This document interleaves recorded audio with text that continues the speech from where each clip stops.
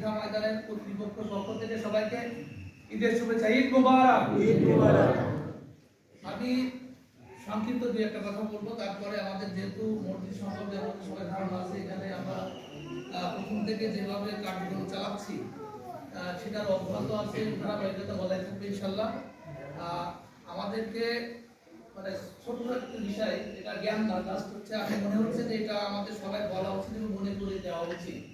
আমাদের ভিতরে এখনো কিছু কিছু বিষয় আছে যে আমরা একে অন্যের সহযোগিতা না করে আমরা এড়িয়ে যাওয়ার চেষ্টা করি।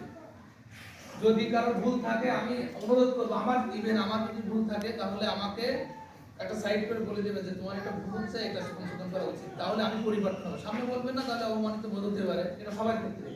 এই জন্য আমরা সবাই চেষ্টা করব যদি কারো ভুল থাকে সেটা আমরা সংশোধন করে দেওয়ার, কিন্তু সমালোচনা করবো না।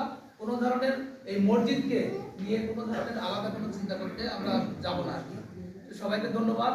এই পর্যায়ে মসজিদের সাথে বিষয় নিয়ে সংক্ষিপ্তভাবে আলোচনা রাখছেন উক্ত মসজিদের সম্মানিত সভাপতি আলহাজ মোহাম্মদ সবুর আলী খান। আসসালামু আলাইকুম।